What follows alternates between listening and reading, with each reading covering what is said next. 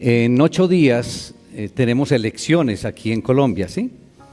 Elecciones de alcaldes, consejo y de la asamblea departamental.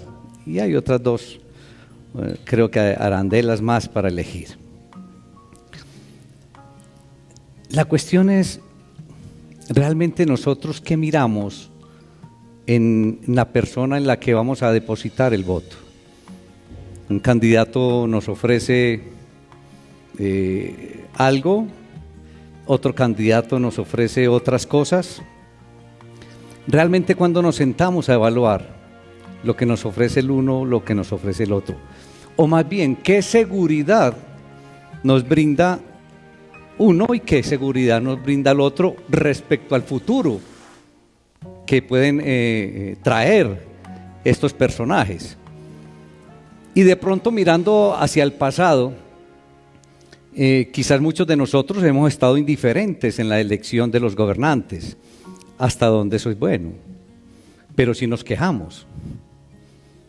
Y yo creo que para hacer una crítica es bueno entonces participar en la elección, y creo que cada vez debemos entonces fijarnos mucho mejor, entonces, qué nos ofrece el uno, qué nos ofrece el otro. Pero hay algo que sí es muy especial y eso sí no se negocia con ninguno, y es que nos fijemos primeramente si la persona cree en Dios, si es temerosa de Dios. Yo no visualizo, es decir, yo no concibo un cristiano que le dé el voto a un ateo. Yo no lo concibo. Eso sí, partamos de eso. Es primordial entonces que nos fijemos si la persona es temerosa de Dios. Eso sí, pues no es negociable. Ya después vendrán, digamos, algunos aspectos a analizar, y entonces nos fijamos qué seguridad hacia el futuro nos brinda el uno o el otro. Pero partiendo entonces de la premisa, y creo que sí debe quedar bien claro en nosotros como pueblo cristiano, como pueblo creyente.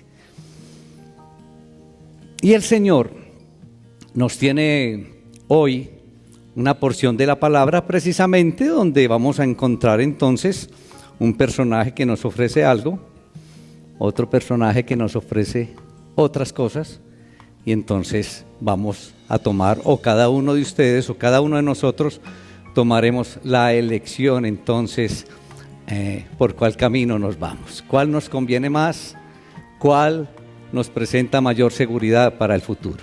Los invito, hermanos, para que abran sus Biblias en el Evangelio de Juan, y a continuación de la porción que leímos previamente, entonces nos ubicamos en el capítulo 10 de Juan, y vamos a leer a partir del versículo 6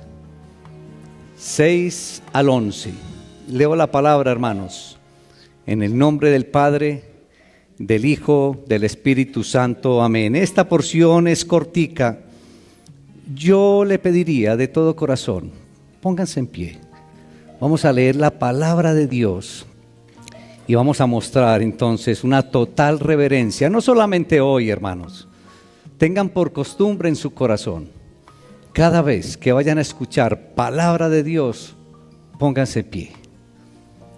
Y leo la palabra entonces en el nombre del Padre, del Hijo y del Espíritu Santo.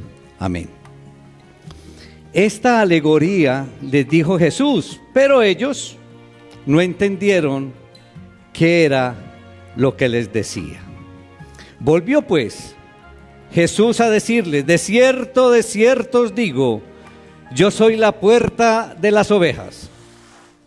Todos los que antes de mí vinieron, ladrones son y salteadores, pero no los oyeron las ovejas. Yo soy la puerta. El que por mí entrare será salvo, y entrará y saldrá y hallará pastos. El ladrón no viene sino para hurtar y matar y destruir. Yo he venido para que tengan vida y para que la tengan en abundancia. Yo soy el buen pastor. El buen pastor su vida da por las ovejas. Padre, te alabamos, te damos honra, te damos todo el honor en el glorioso nombre de Cristo Jesús. Gracias, Padre. Gracias por nuestras vidas. Gracias por permitirnos, Señor, estar aquí en tu casa de oración en este lindo y hermoso día. Gracias por las muchas bendiciones que en este momento, Señor, del día hemos recibido, Señor. Pocas horas, muchas bendiciones hemos recibido hoy, Señor. Te pedimos en el nombre de Jesús, sea tu Espíritu Santo ministrando, Señor. Te pido en el nombre de Jesús que tu Espíritu Santo toque cada uno de mis hermanos, Señor. Que nada nos distraiga, que estemos recibiendo, Señor, a plenitud tu palabra, tu enseñanza. Y permítenos, Señor, llevarla a nuestro corazón o la más profundo y reflexionar en ella y tomar decisiones, Señor. Te alabamos, Señor. Te alabamos, nuestro buen pastor, en Cristo Jesús. Amén. Hermanos, en una porción como la que nos regala el Señor hoy, vamos a poder ver que tenemos seguridad de una vida abundante.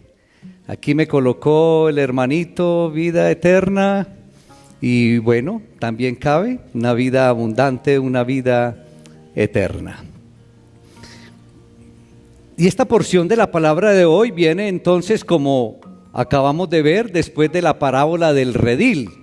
Pero esta a su vez viene cuando unos fariseos interrogan a un personaje que ha sido sanado por Jesús.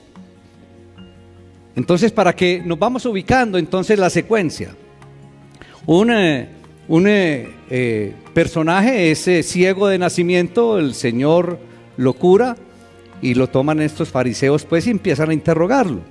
Dice la palabra que el Señor coloca entonces lodo en los ojos de esta persona y le dice, bueno, ven y lávate en el estanque de Siloé. Él va y regresa viendo, completamente sano. Ese día dice la palabra que era un día de reposo. Y Jesús entonces le devuelve la vista a este ciego. Además, noten ustedes que antes de hacer este milagro, el Señor le dice a los discípulos, yo soy la luz del mundo. Qué lindo. Yo soy la luz del mundo. Y luego, a los minutos, le devuelve la luz al que estaba en tinieblas de su vista. Y como para variar, mis hermanos, porque yo sé que hoy no pasa así. Entre todos los personajes que habían ahí, entonces empezaron a murmurar. Y unos decían, este no es el que mendigaba todos los días que lo veíamos. Otros decían, no, es parecido. Otros decían, no, ese es. Y el mismo personaje sanado decía, yo soy. Y otros decían, pero ¿cómo fue que le abrieron los ojos? Y contesta el personaje este que había sido sanado, no, aquel hombre que se llama Jesús, él fue el que me curó. Y los fariseos entonces toman a este hombre y empiezan a interrogarlo y continúan con la misma pregunta. Le dicen, pero ¿cómo ocurrió esto? ¿Cómo fue que te sanaron? ¿Cómo fue que se dio este milagro en ti? Y hasta llamaron a los padres de este personaje. Y le preguntaron porque ellos dudaban y ellos decían, no, este no era ciego de nacimiento, este no era ningún ciego. Esto era, como decimos ahora, un falso positivo. Y los padres, dice la palabra, que ¿por miedo a quién? A los fariseos. Por miedo a los fariseos no contestaron nada, sino que le dijeron, no, él ya está en edad, pregúntele a él. Entonces otros fariseos allá en el murmullo decían, no, este hombre no viene de Dios porque este no guarda el día de reposo. ¿Cómo va a venir de Dios? ¿Cómo puede un hombre pecador hacer este tipo de milagros, hacer estas señales? Nosotros sabemos que ese hombre es un pecador. Miren todo lo que se murmuraba ahí en el grupito de fariseos. Pero el hombre que fue sanado dice, ustedes no saben quién es y ustedes no saben de dónde viene, dice, pero a mí me abrió los ojos. Usted no sabe nada de él, pero yo sí sé que a mí me devolvió la vista. Es lo que dice el hombre. Y si esto no viniera, si este no viniera de Dios, entonces no podría hacer nada. Y estos hombres volvieron, dice la palabra, que le vuelven a preguntar, y él entonces ya les vuelve a responder, les dice, pero ya no les he dicho pues. Y ellos ya se enojan y le dicen, tú nos vas a enseñar a nosotros. Claro, los fariseos. Tú nos vas a enseñar a nosotros. ¿Y qué hicieron? Lo expulsaron de la sinagoga. Tremendo. Y entonces, cuando Jesús se entera, dice la palabra que este hombre fue expulsado, es que les habla a este grupo ¿de qué? De un tema bien especial. ¿De qué les habla? Ayúdense con la palabra, para que miren la secuencia. ¿De qué les habla? Ayúdenme. Es que estamos siguiendo el contexto. A él lo expulsan y es cuando el Señor les habla de un tema especial para ellos. ¿De qué les habla? De la ceguera espiritual. Ahí es donde entiende uno la conexión que hay. Les habla de la ceguera espiritual. Y les dice, para esto he venido al mundo, para los que no ven, vean, y los que ven, sean cegados. Y entonces ellos le dicen, continúan como con esa arrogancia, ¿acaso somos nosotros también ciegos? Y ahí es cuando les presenta entonces el Señor la parábola del redil, y les habla entonces de algo bien especial. Mire el calificativo del tema que les está hablando, les habla de ladrones y les habla de salteadores ahí en la parábola del redil. ¿Por qué? Por un detalle, por no entrar por la puerta en el redil, por la puerta en el redil de las ovejas. Porque dice que el buen pastor entra es por la puerta. Los otros simplemente son ladrones y salteadores. Por eso, entonces, analizando estas cosas, tenemos suficientes argumentos para decir que estas palabras de la porción de hoy, mis hermanos, Juan capítulo 10, iniciando ahí en el capítulo 10, fueron dirigidas no solo a los discípulos, sino que también fueron dirigidas ¿a quién? Ayúdenme. No, Señor, no, pero estamos hablando de allá todavía, no lo traigan a hoy, que ese es uno de los errores que a veces cometemos en la interpretación de la palabra. Todavía estamos entendiendo lo que pasó ahí. Cuando entendamos bien lo que pasó acá, entonces lo aplicamos a nuestros días. Estamos hablando de ahí. Con todo este argumento podemos decir entonces que no solamente a los discípulos, ¿a quién más? A los fariseos, hermanos. Eso es muy importante entenderlo, ¿sí? Ahí tenemos argumentos entonces que ahí en el grupo estaban discípulos y estaban fariseos como mínimo. Habían otros personajes, habían líderes religiosos y toda esta cosa. Pero todo esto nos da ese argumento. Y dice la palabra ahí en el versículo 6 que los judíos no entendieron la alegoría. Ellos no entendieron lo que Jesús les estaba diciendo, hermanos. Pero uno se pone a mirar, hermanitos. Estos hombres eran conocedores del Antiguo Testamento. Si ellos hubieran aplicado correctamente el Antiguo Testamento, no habrían experimentado esta dificultad que encontramos aquí en el versículo 6. Ellos inmediatamente hubieran relacionado entonces muchas porciones del Antiguo Testamento con lo que se estaba dando en ese momento. Encontramos muchísimas. Pero la ceguera espiritual no les permitía avanzar entonces en esa realidad que se estaba dando ante sus ojos en ese momento. Y volvió pues Jesús a decirles: de cierto os aseguro, ahí en el versículo 7, yo soy la puerta de las ovejas. Entonces, como los oyentes no habían entendido la alegoría que vimos ahí con claridad en el versículo 6, Jesús la aplica nuevamente en el párrafo entonces siguiente, continúa con el tema. Sin embargo, aquí podríamos decir que más que una explicación, yo creo que el Señor le agrega aquí algunos detalles y podríamos hablar que no solamente es una explicación, sino una ampliación del tema. Noten ustedes que continúa con el mismo tema, pero más amplio.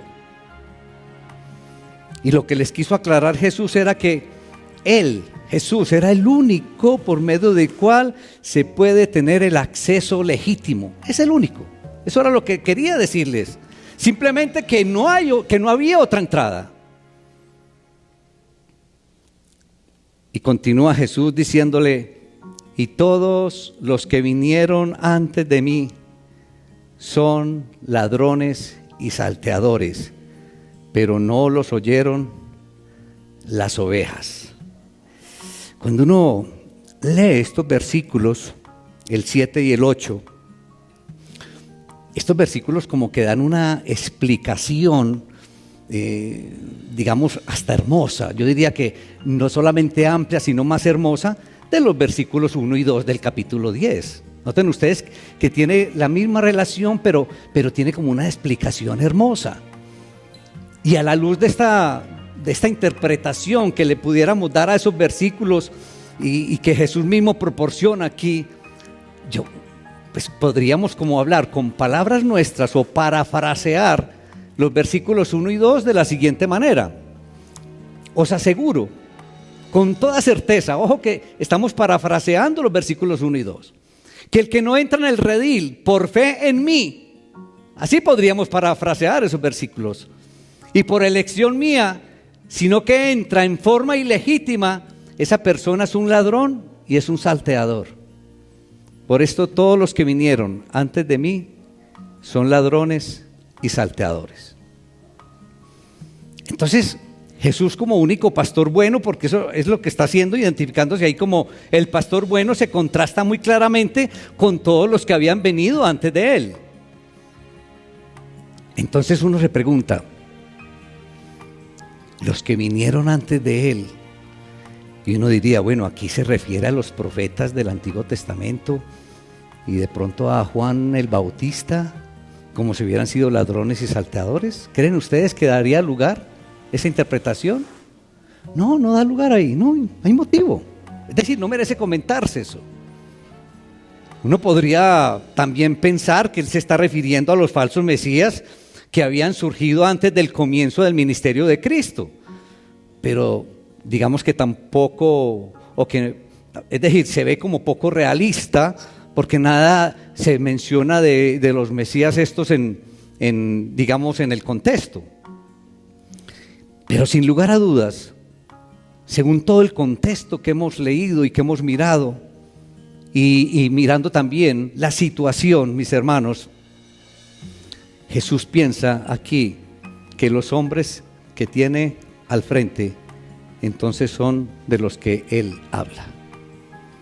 Si me he hecho entender quiénes eran los hombres a quienes Él le estaba hablando en ese momento, a los que tenía al frente. A ver si me he hecho entender. Sí, a los fariseos, al grupo de religiosos líderes, a los saduceos también, pero ojo, principalmente a los fariseos. Eso es muy importante entenderlo. Y cuando uno mira, mis hermanos, ellos eran los que trataban por medio de la intimidación. Si uno se devuelve ahí al capítulo 9, versículo 22, uno mira que los padres, ¿qué hicieron los padres de este que era ciego? Le tenía tenía temor, tenía miedo a estos fariseos. Es que ni hablaron del miedo que le tenían. Y ellos, si no conseguían, digamos, lo que querían obtener en forma legítima, entonces utilizaban la violencia y muchos otros medios. Entonces eran en verdad ellos tanto ladrones como salteadores. Además ya estaban, ¿dónde estaban? Ellos ya estaban en el escenario cuando apareció Cristo, ¿sí o no? Por eso habla en presente. Ellos dicen, ladrones son. Si hubiera sido en pasado, hubiera dicho, ladrones eran. Miren, tremendo esto. Les está prácticamente diciendo ahí de frente, les está hablando a los fariseos, que ellos eran los ladrones y ellos eran los salteadores. Porque muchos prestaban atención a estos líderes egoístas, a estos líderes religiosos egoístas. Pero las ovejas, los verdaderos discípulos de Cristo, mis hermanos, no les prestaban atención. En lugar de ello, las ovejas obedecían al verdadero pastor. ¿Y quién era el verdadero pastor? Jesús. Tremendo esto. Y vuelve y les dice el Señor ahí en el versículo 9, yo soy la puerta. Ahí dice. Vuelve y le repite las palabras del versículo 7. Claro, como si no entendieron, entonces venga que es que les tengo que hablar bien claro. Yo soy la puerta. Ahora les dice, el que por mí entrare, dice, sigue pensando en esos mismos seguidores verdaderos, el que por mí entrare. Y es que realmente no hay otra entrada. Cuando uno va a Juan, capítulo 3:16, que creo que nos puede servir de complemento y de comentario, la fe en Cristo como Hijo de Dios es la única puerta de entrada. Como dice Juan 3:16, para que todo aquel que en Él cree no se pierda, mas tenga vida eterna. Y esta fe es confianza plena y personal en Cristo. Jesús dice entonces, el que por mí entrare será salvo. ¿Qué quiere decir Jesús cuando afirma que toda persona entonces que entrare por Él será salvo? ¿Qué quiere decir esto de ser salvo? Y creo que en el versículo 10 se explica ese término y significa que se le dará vida. Ser salvo significa que se le dará vida. Y cuando uno mira estos dos términos y se emplean juntos también en Juan capítulo 3 versículo 16 y se emplea también en Juan capítulo 3 versículo 17, uno se da cuenta entonces que ser salvo significa vida eterna. Si ustedes anoten ahí para que vayan en su devocional y miren 3:16 y 3:17 y podemos ver entonces que estos dos términos entonces se relacionan directamente. Entonces, y también continúa y podemos ver que el que entre a través de Jesús será completamente libre. Estas ovejas recibirán liberación de la culpa, liberación de la miseria y liberación del castigo por el pecado. Y miren, noten ustedes que él dice que la oveja podrá entrar y la oveja podrá salir. ¿Qué significa eso? Libertad. Libertad. Y además hallará pastos, dice ahí en ese versículo. Es decir, vida y abundancia. Y sin duda que se incluye ese pasto en la verdadera oveja que encuentra ese pasto hermoso aquí en la palabra. Aquí está el pasto hermoso para nosotros. Entrará, saldrá y hallará pasto. ¡Qué belleza! Muy bien. Y llegamos al versículo 10 y 11, que es donde yo me quiero centrar en la mañana de hoy. Y dice, el ladrón solo viene ¿a qué? A robar, a matar y a destruir. Yo vine para que tengan vida y para que tengan en abundancia. Entonces noten ustedes, miren que aquí tenemos el ladrón y aquí está Jesús. ¿Qué ofrece el ladrón? Robar, matar y destruir. ¿Y qué dice Jesús? Yo vine para darles vida y dárselas en abundancia. Ahí tenemos. ¿Quién es el ladrón de este versículo? ¿Quién? Ojo, puede ser. O sea que 50 y 50. Dijiste primero Satanás y dijiste primero y después fariseos. Vale una llamada. No, pero ubiquémonos. De acuerdo al contexto y todo lo que hemos hablado, ¿quién es el ladrón aquí? ¿Ah? Dilo, a ver. ¿Pidió a decir otra cosa? No, seguro. Muy bien, ojo, ahí es donde tenemos que mirar. De acuerdo a todo este contexto, el ladrón es al que le está hablando al frente. ¿A quién le está hablando? A los fariseos. Lo que pasa es que generalmente, ¿a quién le aplicamos nosotros este versículo? A Satanás. Pero bueno, tampoco estamos tan mal, porque ¿quién es el ladrón de ladrones? Satanás. Pero sí es muy importante que nos ubiquemos, miren, de ahí la importancia del contexto. Porque si nosotros leemos esto, entonces nos olvidamos de todo esto. ¿Estamos de acuerdo? Muy bien. Entonces, como hemos visto entonces con todo esto, bueno, puede ser, vamos a aplicar entonces a Satanás. Ahora, algo que nos debe quedar claro que inicialmente le estaba, o que realmente le estaba diciendo ahí, eran los fariseos. Uno va a Mateo capítulo 23, versículo 15. ¿Recuerdan cómo les habla Jesús ahí a los fariseos? ¡Ay de vosotros, escribas y fariseos, hipócritas! Porque recorréis el mar y la tierra para ser un prosélito, y cuando llega a serlo, lo hacéis hijo del infierno 2 veces más que vosotros. Miren. Tremendo Jesús. Entonces se ve con claridad que estos líderes religiosos mataron y destruyeron espiritualmente al pueblo que se habían robado. Pero entonces, por extensión, digamos que podemos relacionar entonces este versículo con el ladrón de ladrones, que es Satanás. Pero que realmente tengamos claridad que directamente se estaba refiriendo a los fariseos. Pero miremos el orden progresivo de la descripción de la actividad del ladrón. ¿Cuál es el orden progresivo de la actividad del ladrón? Vino para robar, para matar y para destruir. ¿Y qué es lo opuesto de matar? Es dar vida, ¿sí o no? Y lo opuesto al ladrón es el buen pastor, que es Cristo. Por eso hoy tenemos esa opción, hermanos. El uno viene a robar, matar y destruir, el otro viene entonces, es el buen pastor y es a dar vida, a darla en abundancia. Porque Jesús dice, yo vine para que tengan vida. Es decir, le está hablando a su pueblo, le está hablando a las ovejas. Y para que tengan vida en abundancia, para que tengan vida con gozo, para que tengan vida de paz. Qué belleza todo esto.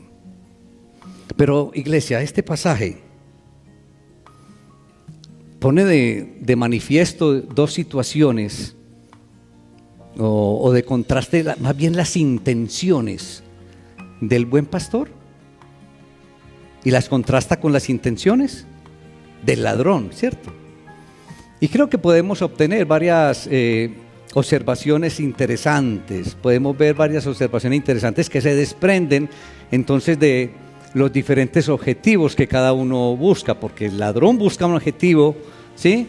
Y el buen pastor, que es Jesús, busca otro objetivo. Pero vamos a extraer ahí unas observaciones bien interesantes. En primer lugar, es bueno que notemos que la estrategia del ladrón no está dirigida hacia el buen pastor.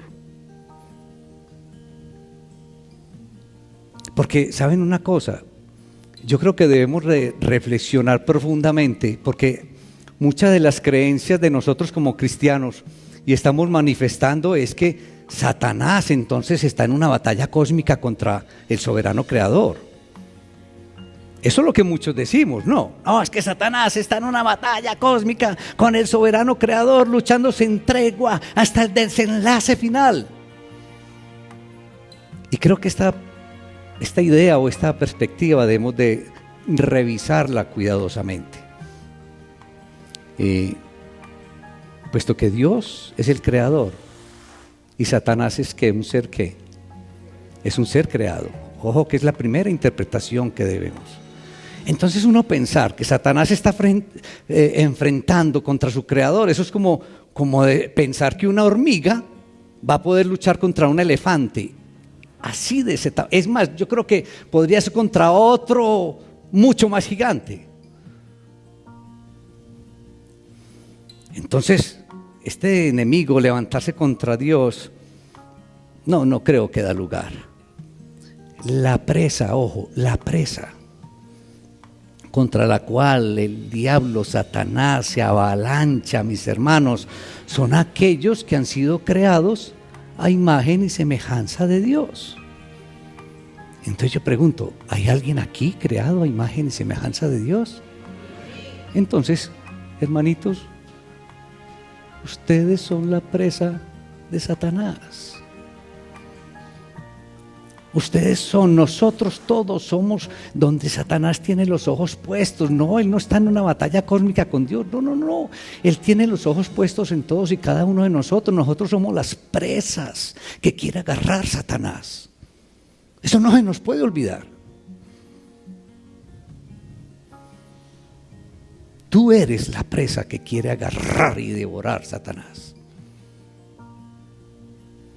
En segundo lugar, Cristo claramente manifiesta cuáles son los objetivos de este ladrón.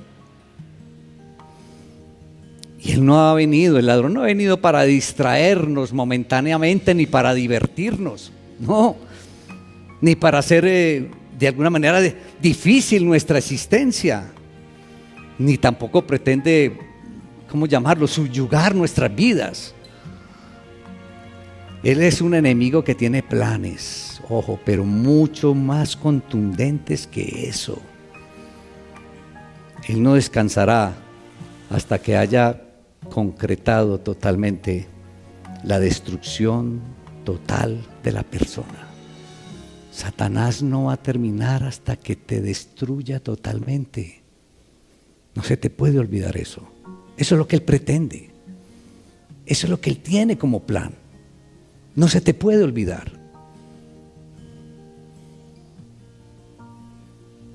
Pero noten la progresión de su estrategia. ¿Qué es lo primero que hace el ladrón? Robar. Miren la secuencia, la progresión. Lo primero que hace es robar. Y cuando roba, entonces se lleva todo aquello que es nuestra herencia, nuestra particular herencia como seres creados a imagen y semejanza de Dios. Y se roba nuestra capacidad de experimentar nuestra vida espiritual. Eso es lo que se roba, eso es lo que viene el ladrón a robar. Y se roba nuestra posibilidad de tener esa comunión con nuestro Creador y con nuestro Salvador. Eso se nos roba, la comunión, la intimidad con Él. Nos roba entonces esa facultad de experimentar gozo, de experimentar alegría, de experimentar paz. Eso nos roba. Y nos roba además la facultad de tener una vida con una esperanza plena.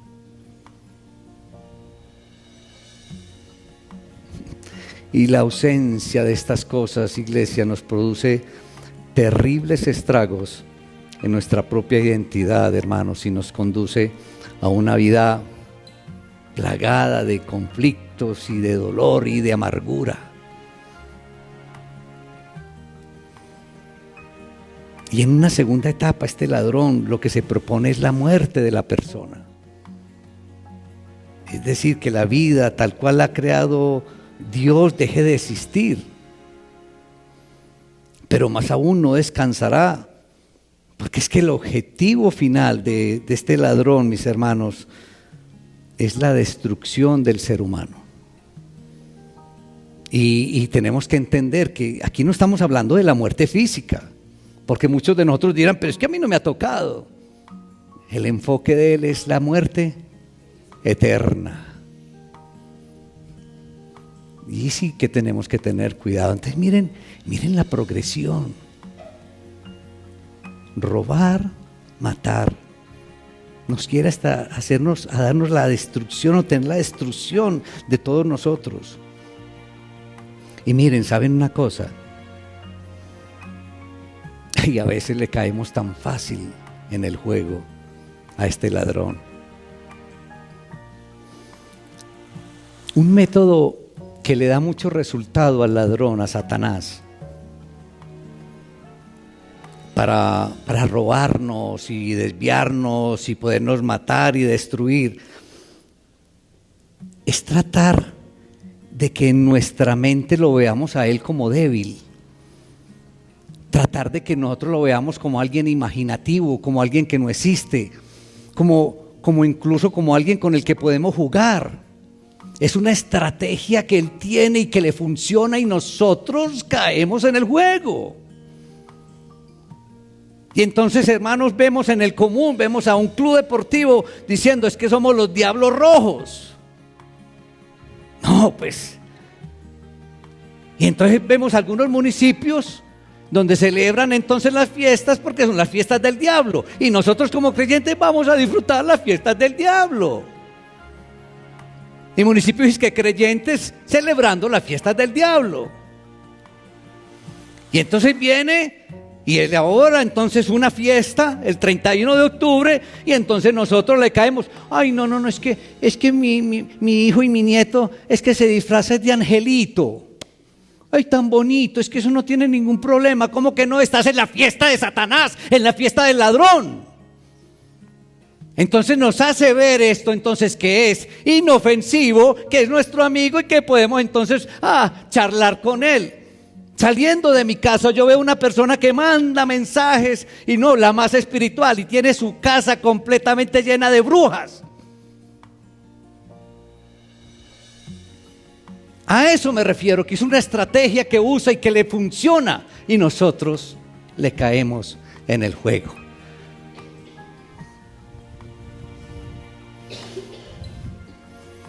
Si tomáramos la misma construcción que usa Cristo para describir las actividades del ladrón: robar, matar y destruir, podríamos afirmar entonces que el propósito del Hijo de Dios es dar, revivir y edificar. ¡Ay, qué belleza! Este viene para robar, matar y destruir, y este viene para dar, para revivir y para reedificar. ¡Qué belleza, hermanos! ¡Qué belleza! Y qué diferencia. Nuestro Dios, hermanos, es un Dios que no descansa buscando a quién dar. Es un Dios que no descansa buscando a quién bendecir. Nuestro Dios se deleita en dar, hermano. Él se deleita en bendecirnos y en dar, aún a los que no lo merecemos. Nos bendice y nos da.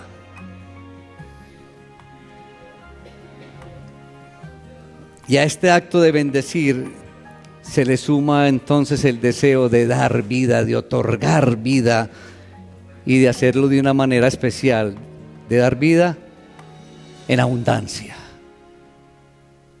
Qué lindo esto.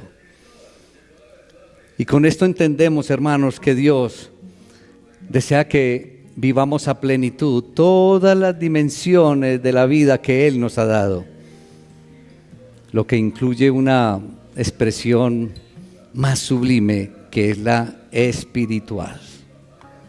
Que vivamos a plenitud nuestra vida espiritual. Y a largo plazo, mis hermanos, me encanta esta frase: a largo plazo Cristo está en el negocio de edificar. Por eso me identifico tanto con Él.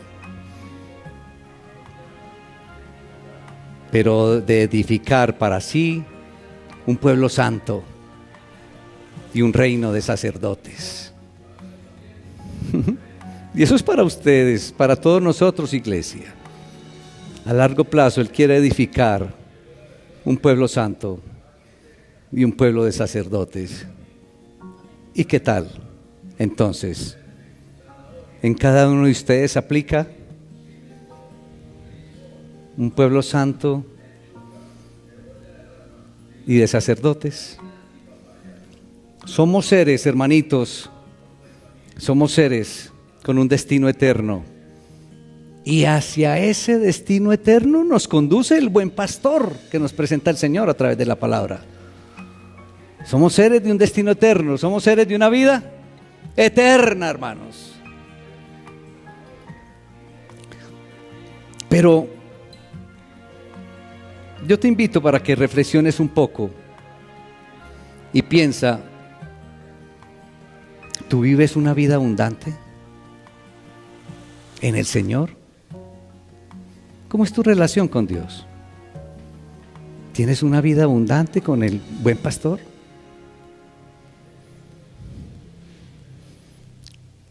O quizás podríamos decir que es una vida insignificante con el buen pastor. O una vida pequeñísima con el buen pastor. ¿Cómo es tu vida? Porque aquí Él dice que nos da una vida abundante, pero ¿qué hay de ti? ¿Qué tipo de relación tienes con el Señor? ¿Qué tipo de vida tienes con el Señor? ¿Abundante o pequeñita? Es hora de tomar decisiones, hermano. Y pregúntate por qué. ¿Qué es lo que qué es lo que no te permite experimentar una vida abundante con el Señor, con el Salvador? ¿Qué es lo que te impide tener esa vida abundante?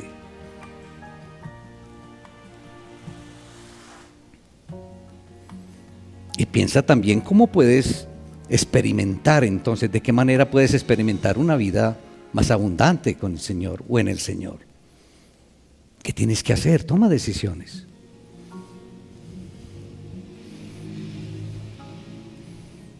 Iglesia, Cristo es el buen pastor.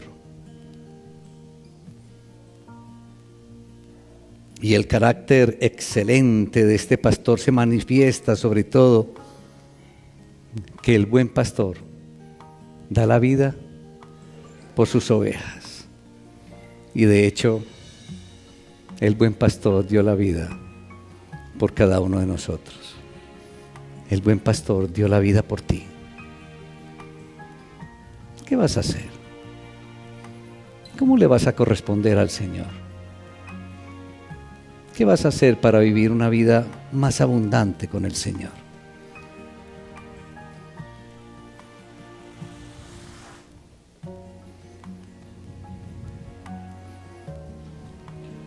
Iniciamos expresando que teníamos la oportunidad de elegir en 8 días nuestros gobernantes.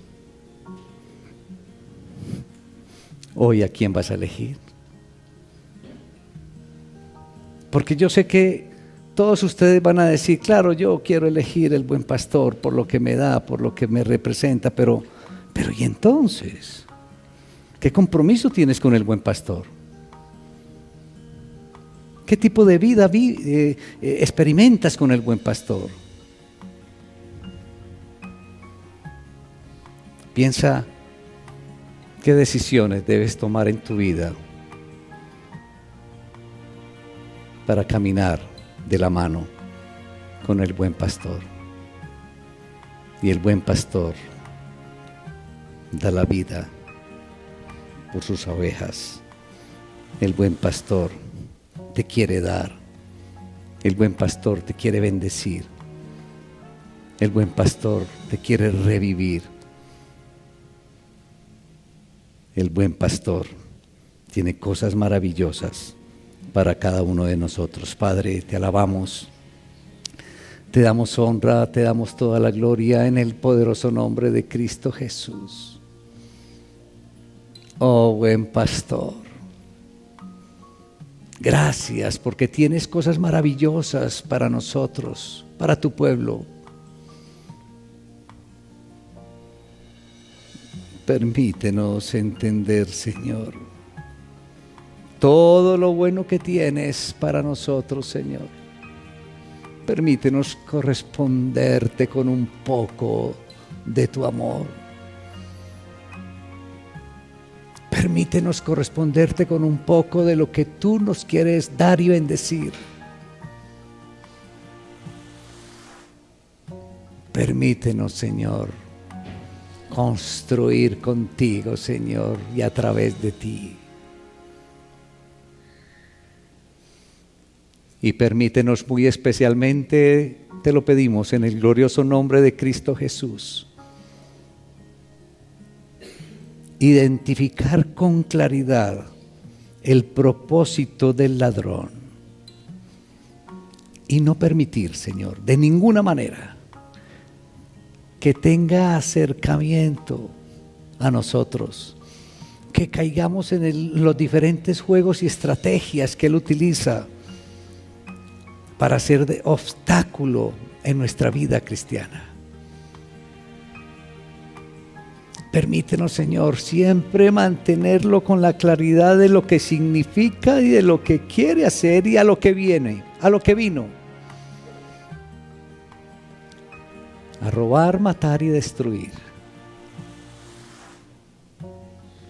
Que lo tengamos siempre presente, pero que tengamos también presente que nosotros estamos con el más grande, estamos con el vencedor y que tiene propósitos maravillosos para con todos nosotros y que tiene propósitos eternos, propósitos de vida eterna. Te alabamos, Padre Celestial, te damos la honra, te damos toda la gloria en el poderoso y glorioso nombre de Cristo Jesús. Amén.